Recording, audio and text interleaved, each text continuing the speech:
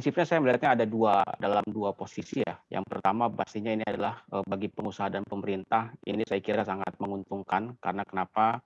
Karena kalau kita lihat, sejauh ini harga batu bara sudah mencapai rekor tertinggi sepanjang sejarah.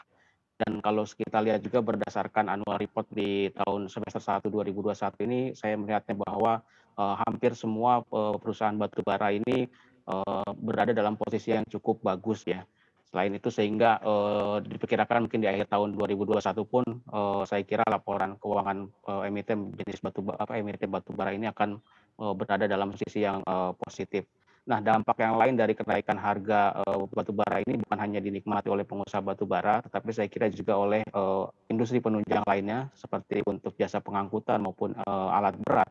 Karena secara otomatis dengan kenaikan harga yang cukup signifikan ini, kegiatan, pengangkutan masih terus berlangsung bahkan, terus meningkat seiring dengan, permintaan global yang semakin, banyak, maka secara otomatis, pergerakan kapal ataupun tongkang ini akan mengalami kenaikan yang cukup signifikan. Selain itu juga, perusahaan-perusahaan penunjang, ke alat berat, saya kira juga sedang mengambil keuntungan yang cukup signifikan karena memang, saat ini, kegiatan untuk, terus memproduksikan, batu bara ini menjadi sangat, banyak sekali. Nah, bagi pemerintah juga ini menjadi sisi positifnya karena sejauh ini, PNBP di sektor minerba ini mengalami kenaikan yang cukup signifikan.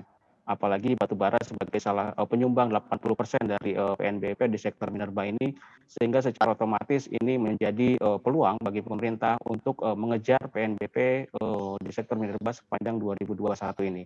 Nah, di sisi lain yang kedua saya melihat ini yang membuat saya was-was dan khawatir adalah, terkait dengan pasokan DMO bagi PLN. Karena kenapa disparitas harga ini pastinya akan, membuat, pengusaha untuk berpikir lebih bagaimana, bisa menjual batu bara ini sebesar-besarnya keluar. Nah, ini yang saya khawatirkan, tetapi saya yakin pengusaha kita masih ada merah putihnya, pengusaha kita masih mau berkorban dan juga mementingkan juga kepentingan DMO, karena saat ini listrik sudah menjadi satu, kebutuhan energi primer dan, kita tahu juga bahwa pembangkit kita saat ini adalah hampir, 90% menggunakan batu bara sebagai energi primer mereka. Jadi saya kira ketergantungan akan DMO dan juga pasokan, terhadap, batu bara bagi PLN, GG ini saya kira adalah satu keharusan.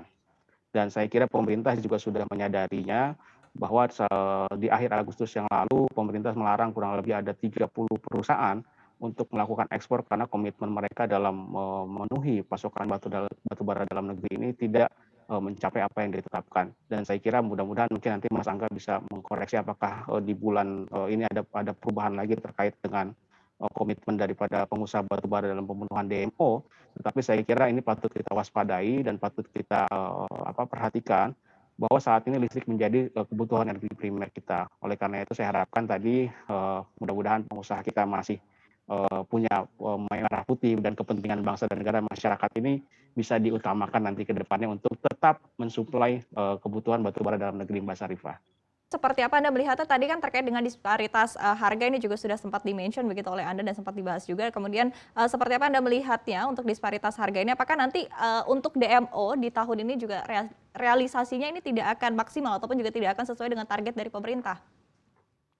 Iya, memang, hard disparitasnya memang terlalu jauh gitu kan ya. Tapi saya mungkin tadi Mas Angga sudah mention bahwa memang perlu ada perubahan akan cap ataupun, kenaikan harga nanti ketika bicara karena disparitas harga ini yang cukup tinggi. Tetapi mungkin, saya juga menyampaikan bahwa sebenarnya sekarang saja dengan kondisi saat ini sebenarnya teman-teman PLN pun dengan kondisi daripada, konsumsi listrik yang terus menurun, pertumbuhan listrik yang tidak tumbuh, jadi ini saja sudah cukup memberatkan bagi mereka karena mereka, apalagi saat ini kondisi, sudah oversupply untuk Jawa Sumatera mencapai, 50% dan ini, tinggal bagaimana PLN bisa menjual ini saja sudah cukup berat ya bagi mereka.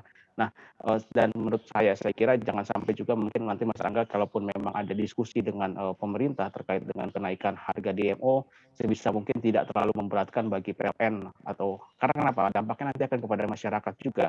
Dengan adanya kenaikan biaya pokok produksi, maka secara otomatis PLN akan membebankan kepada masyarakat ataupun bahkan kepada negara. Ketika TDL tidak dinaikkan, maka secara otomatis akan ada penambahan subsidi energi, terutama subsidi listrik yang akan diberikan negara kepada PLN. Jadi saya kira kita harus mencari win-win solusinya di tengah kondisi yang memang sedang tumbuh ini, di mana semua pihak untuk pertumbuhan energi sedang tumbuh, terus juga perekonomian Indonesia juga sudah mulai bergerak. Saya kira sebisa mungkin jangan sampai kita terlalu memberatkan masyarakat dengan adanya kenaikan-kenaikan ataupun beban-beban tambahan setelah selama hampir 2 tahun kita terpukul Oke. perekonomian karena pandemik ini. Jadi kita coba cari win-win solusinya seperti apa. Jangan lupa unduh aplikasi CNBC Indonesia di Google Play Store dan App Store untuk ikuti terus perkembangan terkini terkait berita ekonomi dan bisnis.